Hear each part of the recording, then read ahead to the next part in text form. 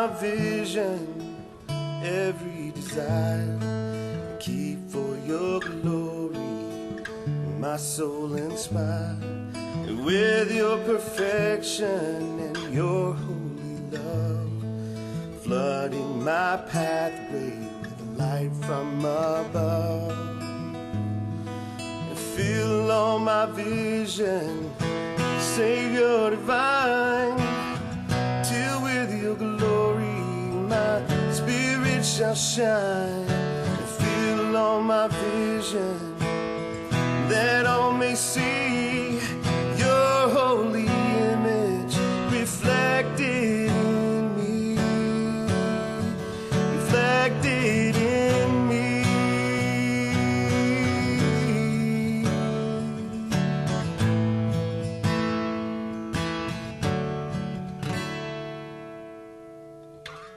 Good evening, ladies and gentlemen. My name is Jason Goodson. And I'm Johnny Taylor. It's Wednesday night, August 7th, and this is Coffee and Conversations, our weekly podcast that we started, what now, almost a month ago? Yeah, this is the fifth one. Fifth one back, so we're Yep, a little over a month. Back. When did we do our first one? It was, I can't remember what year. Yeah, I can't remember the... 2009, maybe? 2009, you're talking about the original one. The original first one. This is, we had the building in Mineola, Texas, right across the street from the theater and right next to the coffee shop. Yep. And sat in the back room of that place. It was back in the day, it was the old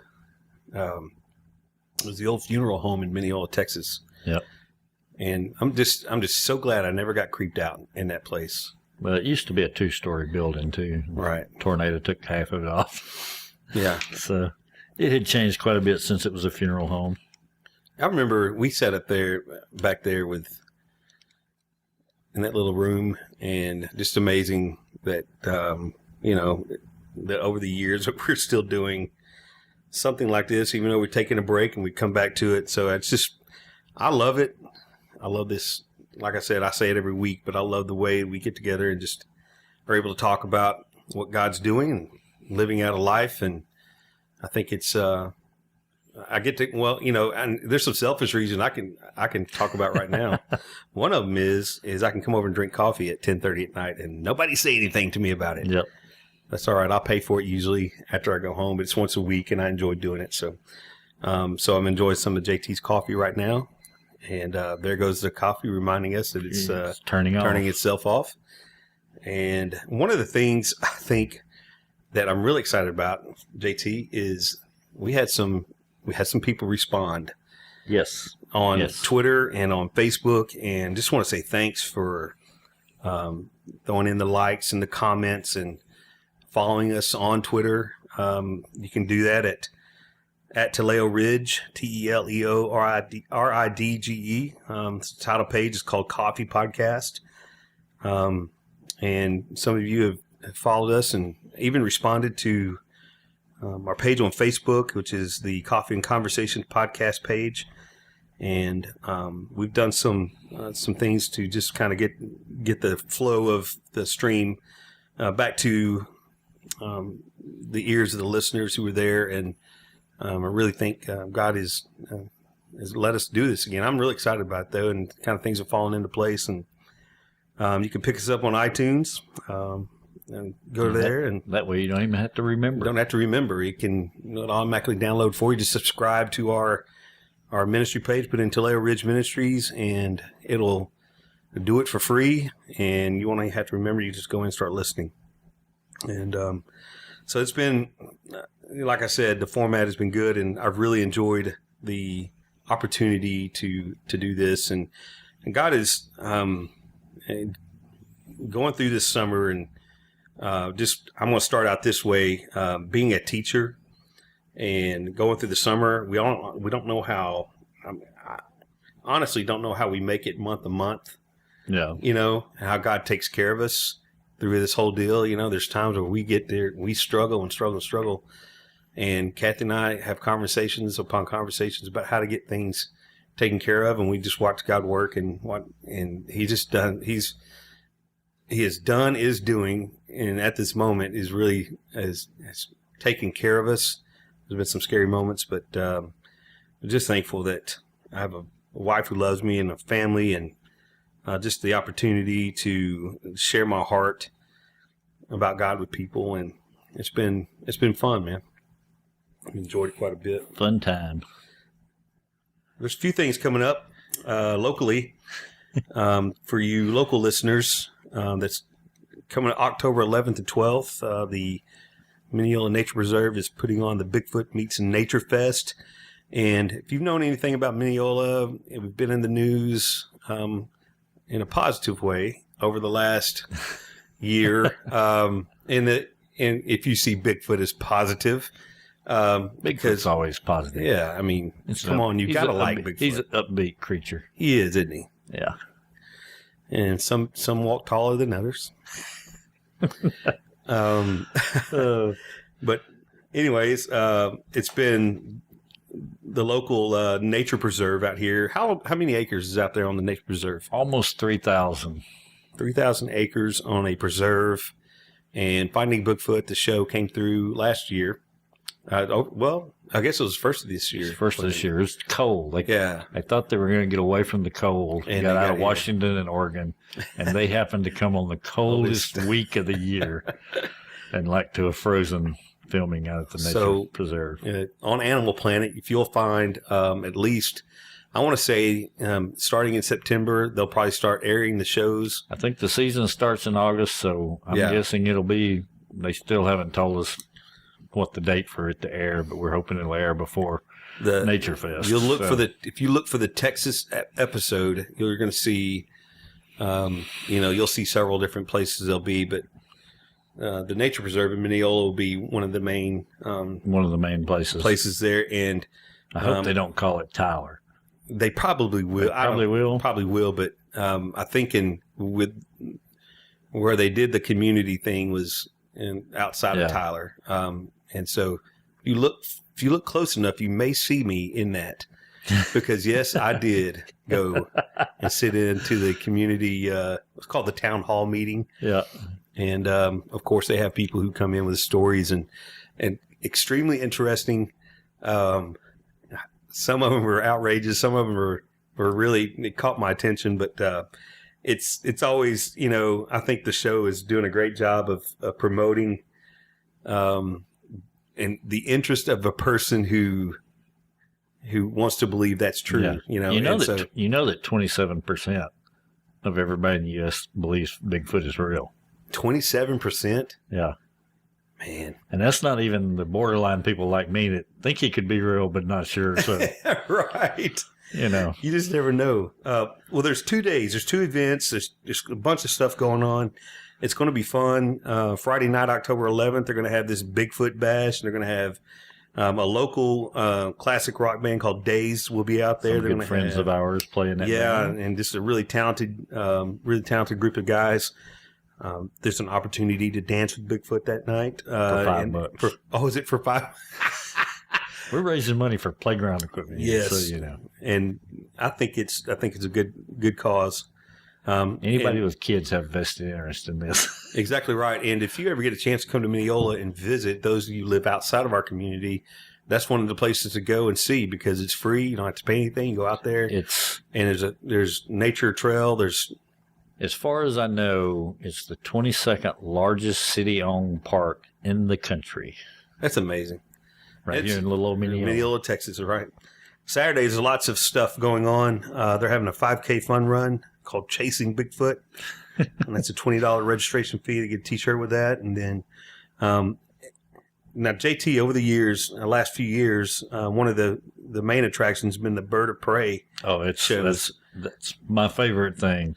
They do a couple of 30-minute shows. I look forward to seeing that this year. I stood 4 feet from a bald eagle last year. No cage, no nothing. Standing there looking at me, sitting on the guy's arm. You can't do that anywhere else. And they have a hawk, trained hawks and stuff like that. Most of the birds they have with them are birds that can't be put back out in the wild. Right. So they take them around and show, and they do rehabilitation and get lots of birds back into the wild that are injured. I look forward to seeing it. It should be interesting. It's a fabulous show. There is this is also one of the things that really stands out too. Is Bigfoot is known, and you can ask any Bigfoot expert, is known for rock throwing. Oh, yeah. There's going to be a rock throwing contest, which I think is great because everybody wants to pick up a rock and throw it. So we're going to put a number 2 tub out there and let everybody take a chunk at the tub. All the people who make it put the rock in the tub will move on to the second round. We'll move the tub a little further away, and so forth until there's only one person that manages to make it put the rock in the tub. So, and a Bigfoot calling contest. I think Jason's going to be the judge, maybe, of that. That'll be funny. As if I've got the expert ear. You've watched enough Finding Bigfoot. I know. So. I know. I'm going to out myself here about Bigfoot. I really am intrigued by this whole thing. Like, ever since I was a kid, I think one of the scariest moments of my life, JT, was when I was in probably 5th or 6th grade. I was in that stage of being a kid and growing up, that not knowing what was going to happen. Yeah. And then all of a sudden, being out at my cousin's house, and all of us kids, we had several cousins, 10, 11 of us around, and some older, some younger. Of course, I was the younger at the time. And Boggy Creek movie had been watched. And, of course, they all took us out to the lake out behind my aunt's house. Yeah. And, of course, what happens? One of my cousins yells, "Bigfoot!" What do?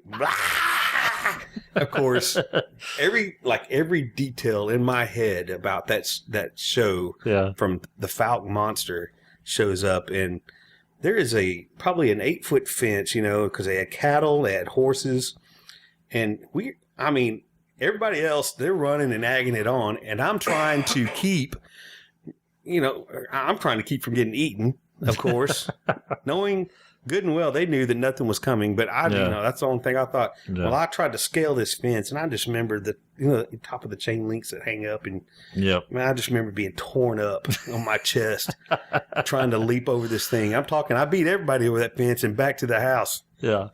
That's so funny. Ever since that moment, I've always had an intrigue about this Bigfoot thing, and so anyways, and what's even funnier about this whole thing is Sunday afternoon downtown at the train depot is casting call for the movie Bigfoot Wars that's going to be filmed right here in Mineola. Okay, you laugh about this, but I'm going to throw out some names for you. Judd Nelson being one of the characters in the movie, who starred in several movies, St. Elmo's Fire being one. The next one being The Breakfast Club, which is probably the big cult one right there that all the people remember about the movies. Brat Pack group there. Exactly right. And having that, having him in there, just kind of, I don't know, for some reason, it's some legitimacy to the whole thing for me, because it makes me want to watch. Not just because it's in Mineola, Texas, but because Judd Nelson's going to be there. It's a B movie, but it's still going to be a high-end B movie. So I'm going to tell you something. I'm going to throw this name out too. C. Thomas Howell's the one who wrote this, I think, the script and put it together. I don't know. I know he's in it. Is he in the he's in movie? The movie. Anyways, he was in several. He was in. He was the Big Brother in Red E.T. Dawn. Yeah, he was in the Big Brother in E.T. He was Red Dawn with Patrick Swayze. There's several different movies he's been in, of course, but you'll have to go look those up. But it's just funny to be able to, and he had mentioned earlier, we were talking about this, that one of the guys coming in is going to be in the series called Revolution after that as well. So, yeah, pretty interesting. Of course, they picked a bad time of the year. It's only going to be 117 degrees. Yeah, this is the hottest time of the year, but it's going to be fun. So, and you'll know if you go watch the movie that it's Mineola. So, absolutely. So that's going to be a lot of fun. Well, I tell you what a transition. And I think one of the things that's to me, that stuff is fun because here we are. We can enjoy. We've been talking about the last several weeks about living out a life. Yeah. And I tell you, probably I got this. JT sent me a quote. What was this? About 3 days ago, I guess. Yeah.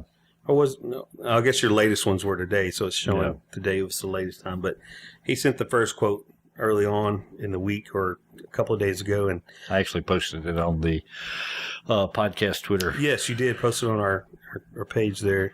It's to fall in love with God is the greatest romance. I'm going to begin there. It's from Augustine of Hippo, and if you know anything about St. Augustine, he's the one who he put together his memoirs. It's pretty much we get to study him in high school in the senior level class because of his journaling about his life, and the way he wrote was really poetic, and he almost had. If you've ever read the King James version of the Bible, it's exactly how he wrote in his memoirs, and so it's one of those. It's one of those not easy to read type things, but if you get like a modern English version of it, it really helps out because it blows my mind that he lived in the 5th century. Oh yeah, you're talking like because the stuff he says, you're thinking it sounds like today, modern day writer, right? Yeah. His book would be the Confessions, St. Augustine's Confessions, and he's got several other ones too. Yeah, if you compiled, if you would, I mean, if there's something that would be just, it's not you can't sit down and read this book in in one sitting. It's not one of those books. It's one of those things you digest over a period of time, but it's well recommended. Just to see, he basically just chronicles his life and his conversion and just his struggle. I mean, I'm talking. It's like you see the open and laid bare part of him. Yeah. And you get to see what he thought and how he lived and how God rescued him. And one of the most famous, I guess, go ahead. It's pretty amazing that his struggles are pretty much the same thing people struggle with now. I know. You'll read some of this. One of the things, one of the most famous things is we talk about, and you see this, several people have quoted it over the years, is that our hearts are restless until they find till it finds its rest in thee. And that's one of the famous quotes that everybody uses that comes out of his book there at the Confessions, and it's one that really hit home with me for a while. And just reading but if you read through there, you'll see, man, it's just really a complete display of his wretchedness, and I really like it because he really hits home with you because I find myself struggling and dealing with those things, and often I like to sit down and journal and get all the things out on paper as well in writing.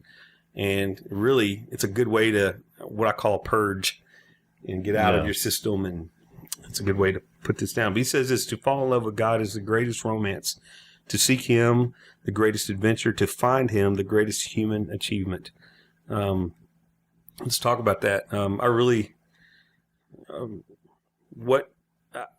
especially that first line. See, the first line gets you, and the second line was the one that, right. The second statement's the one that really caught my attention. Yeah, I'm talking about a romance with God and be the greatest romance that we experience. And I think if I'm looking in a relationship with God and pursuing a relationship with God, I really see, just for me, I know that it's been I don't know. It's to be able to describe having my heart wooed by God would be, I think, something I would use in that. Yeah. Because it's really taught me, man, that probably the greatest part about my relationship with God is just the love I have for God and the love He has for me, and just experiencing that, knowing that I'm loved by God and knowing that I'm accepted and cherished and cared for. I mean, it's that to me just sets the tone for just walking in a relationship with Him and growing in intimacy. Yeah. And that's been a real huge for my life. The greatest adventure part, though, at the same time is it, because you never know what's around the corner. Well, that's kind of the thing that my mind got going on this week after reading that, because it was like, you think about adventure. Usually adventures aren't safe. No. That's the thing that kind of got stuck in my mind. Right. And so then all of a sudden these other quotes popped up from different places, and and just got to thinking about that adventure. And usually that adventure a lot of the time is not something we necessarily like. No. Another couple of C.S. Lewis quotes here, just to throw this in. He says, "We are not necessarily doubting that God will do the best for us. We are wondering how painful the best will turn out to be." And you can say, well, you're just, I don't even know what a good word here. You're down and on everything and pessimist. And no, it takes pain to drive this old junk that's in us out and get self out of the way. And unfortunately, a good day doesn't do that. No, it doesn't. It's just the painful ones. And that's part of that adventure. Part of the pain is having to let go of those things that you cherish so much too. Those things that you hold on to that really aren't necessarily good for you, but you know that they're being, like I said, being brought out. And then all of a sudden it's like, man, I really don't want to let that go. And sometimes, sometimes it can, and it stabs you deep down, and I'm going to say something here, and this is a hard saying, I'll put it that way. Right. Whatever situation you're in, whatever situation I'm in, at this very moment, and any moment from now on, is the very best for me if I'm a child of God. Whatever I'm in, God has put me there for my good. Not to punish me, not to hurt me, but for my good. And that's, there's days it's really, I know there's people in some bad things out there, and hurts, loss of loved ones, and just any amount of trials you can think of. Right. But they're always the best thing. I always think back to the song, "It's Well With My Soul." Oh, yeah. Because that guy was sitting there story behind that. Writing that song right after he found out that his wife and 3 daughters had died in a shipwreck. And he's sitting there writing, "It's well with my soul." It's an adventure. It's a painful adventure. It's unfortunately, most people are seeking for happiness. Right. They're not seeking. They think seeking God is the same as seeking happiness. Right. Another C.S. Lewis quote. Yes. This is. I love this one. I'll let you read this. Okay. Thank you. He says here, "I didn't go to religion to make me happy. I always knew a bottle of port would do that. And if you want a religion, to make you feel really comfortable, I certainly don't recommend Christianity." This is C.S. Lewis saying. We're talking the writer of Mere Christianity, who was a promoter of Christianity. But that's a real that's when you look at things in a real way and go, you know what? Ultimately, if you look at it, religion does not make a person happy. No. Not in the sense that this world right. calls happiness. Yes, and if we look at religion through the world, it's brutal. Yeah. There's a lot of effort that goes into it that's lost in effort alone. Yeah. In other words, not just you pursuing and trying to get things right and better, but us trying to find God and what religion does is man makes up a way to God to get there. Yeah. And through that process and us trying to figure this all out, when man says, "I'm going to, follow this religion and follow a religion that makes it," all of a sudden we get to a point where there's certainly two ways you could go. You could get to where you're real comfortable in it, or you get to where it's real uncomfortable and something's not right. And one of the things that I get to see in that is I know that I lived in a way that was religious for a long time, and trying to separate trying to find my path to God through that. And I don't know. I think we look at it and we try to find happiness in doing those things in certain ways. And it never meets that standard. Well, you just never get there with it. Yeah. And certainly, I don't know. I can tell you this. In 1996, I always mention 1996 because I'm going to tell you something. There's a lot that happened to me in 1996. It was a major turning point. I mean, I'm talking lifestyle change time for me. Yeah.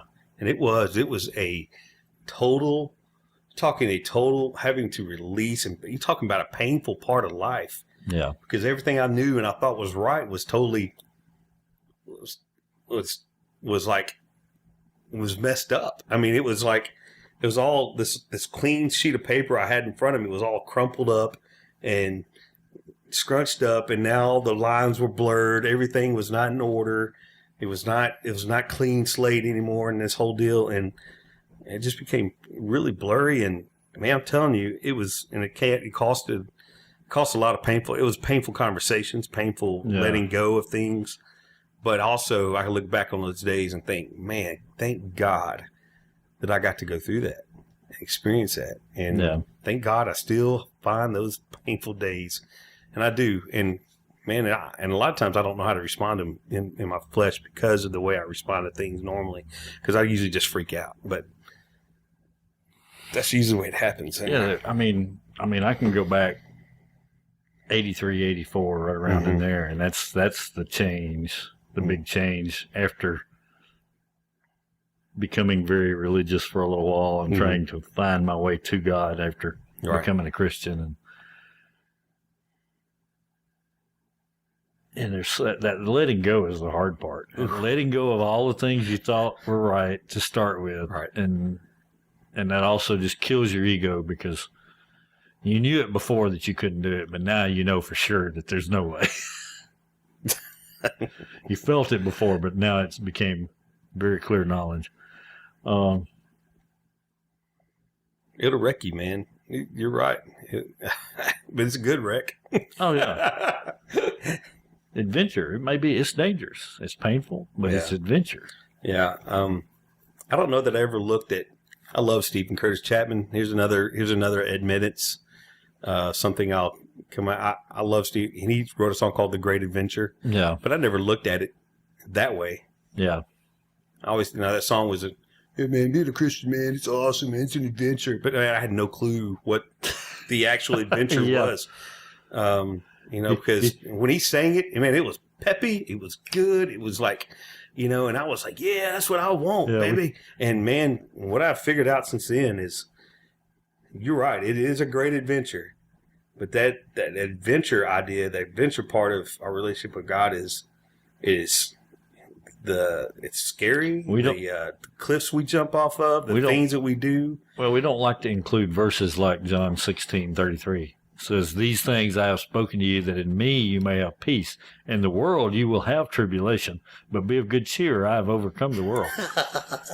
Okay, in this world, I'm going to have tribulation. That's part of the adventure. Oh, we don't want that. We want a Hawaiian island where everything's laid out. And right. We couldn't hurt ourselves if we wanted to, but it seems like we're in danger. We want the fake adventure. Oh, the fake.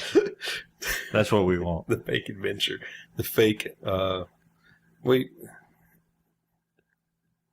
It's almost like we want the green screen adventure. Yeah, we don't. We'll go through the motions and make it look like it's the lion roaring in the jungle is in a cage over there behind the tree. Right. Not a real lion. The cliff is there, but there's a safety net down about 20 feet below the top of the cliff. Right. That's what we want. Right. Unfortunately. Right. Go ahead. Every now and then, God will push us off that cliff. Oh, there ain't man. no safety net. Just him catching us whenever, sometimes right down close to the rocks below. Sometimes he'll let us crash on the rocks. Crash on the rocks. I'm going to say, man, I'm telling you, some of the greatest lessons, some of the greatest life moments is hitting rock bottom. Oh. And I'm talking, and Kathy and I, and I'm going to confess this without going into detail, but just talk about, we're at a place that's, we love each other. We love our family. We were talking about this. We love what God is doing with us. But, there's circumstances in our life right now where we are at the rock bottom and we have no clue how we're going to get things done. And there's things that we're struggling with. But I can look at Kathy through this whole situation, and I'm starting to see God move in her life through this whole thing. I'm starting to watch God. Because a few years back, we would have been at arms with one another. It would have been such a total different scenario because we would have been butting heads. But right now we're going, you know what? God is totally faithful in this. And I love her. I can look at her and look across the room at her and just think, man, even in this situation we're in, rock bottom part of life, and we're not always in that rock bottom part of life, by the way. Don't hear me wrong here. It's not like we're walking through this every time we turn the corner. But I'm just telling you, there are times in our relationships with not only people, but and I'm watching God just totally working her through this whole thing.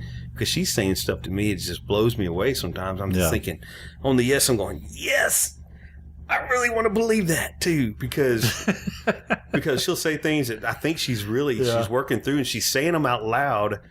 I think because I think she really wants to get there, and I really want to be there with her on those things. But that's why she's so precious to me, because one of the big things is it's always a, it's never easy, but it's always a good. I just know the results of what God is going to do is going to be great. And I can just rest in that. And, we're able to feed each other. Our kids are fed. They got clothes. We got a roof. And just one of the things that's so,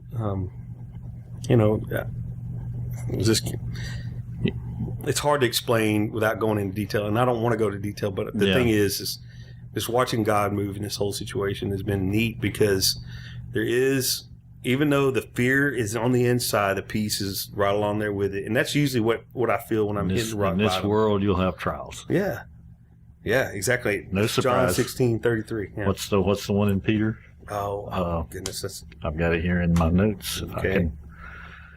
1 Peter 4:12, Beloved, do not think it strange concerning the fiery trial which is to try you, as though some strange thing happened to you. Yeah. Don't think it's strange, even though it seems like a strange thing. Right. I thought I had just a second ago talking about sometimes he pushes us off the cliff. Mm-hmm. Very seldom will I take a step off the cliff. Just go run and jump off of it. He has to push me off. But and you may crash to the rocks below dead as far as you can see. Mm-hmm. But if he lets you crash to the rocks below, that's because he's fixing to walk up and call your name and bring you back from the dead. Mm-hmm. Just like Lazarus. Right.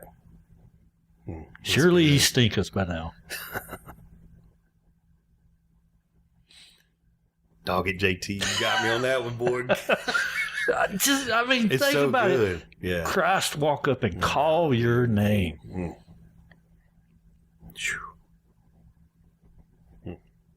Because he loves you. And you need to be resurrected. You need to die and be resurrected. Mm-hmm. And it takes many dying and resurrections in this lifetime to get us to where we need to be. You think Lazarus ever doubted Christ's love for him after that day? or Lazarus's family? No. They were doubting before. They were, yeah. Right. If you'd only been here. Right. Well, God, why didn't you show up when I fell off this cliff? Why didn't you show up when that bill was due and I'm 5 days late, Oh, man. I want the adventure. Right. I want the adventure. Right. I want to fall on the rocks and him call my name. Mm-hmm. That's a scary thought, but that's what I want. Well, I've seen it. I have too. Well, we've seen it. I've seen it in your life. I've seen it I've certainly seen it in mine, seen it in people around us, and But how encouraging is that? that is awesome. No matter what even to death. And the great thing is that death is it's powerlessness at all cost. And it's, Yeah. I mean, you're talking lifeless in whatever situation, no matter what it is. And Lazarus didn't have he didn't have any capability of coming out of that tomb. he was not getting up and walking out on his own. Surely by now he stinketh, as they say. That always makes me laugh. Boy, I gave me chills, JT. Goodness. Oh yeah, I've got watery eyes. Fires me up. It's good, man. It's real good. That dog will hunt right there. I had a friend used to say that.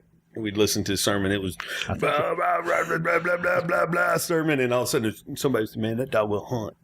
Yeah, I think that's gonna have to be what I say when things get bad from now on. Is, well, I'm just waiting on Jesus to call my name, raise me up.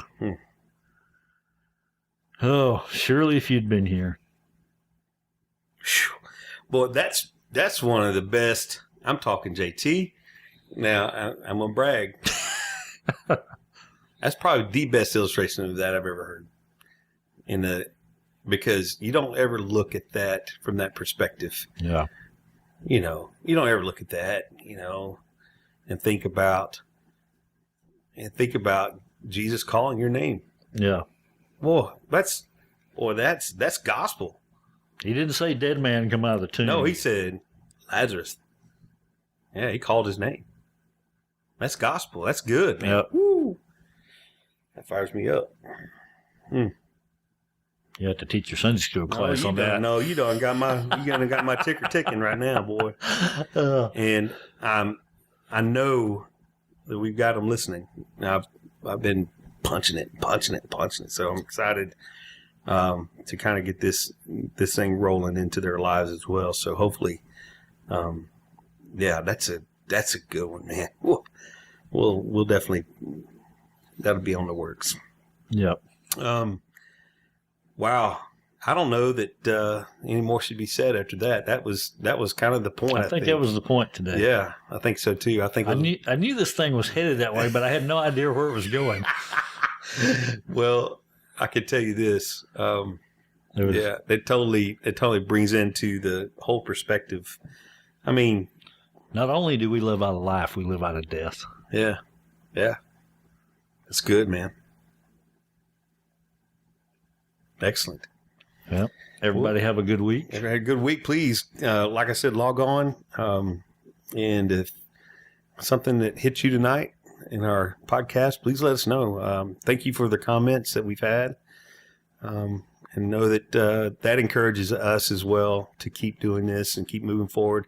I'm just going to venture out to say that we'd probably do this if nobody was listening, because it really is for me, it's a weekly time to just clear the chest and talk things out and really just walk through life and kind of get this. Talk about the things we enjoy. Exactly right. And hopefully God is touching you on the inside and just kind of, share some life with you, and hopefully you'll just stop and listen for him to call your name.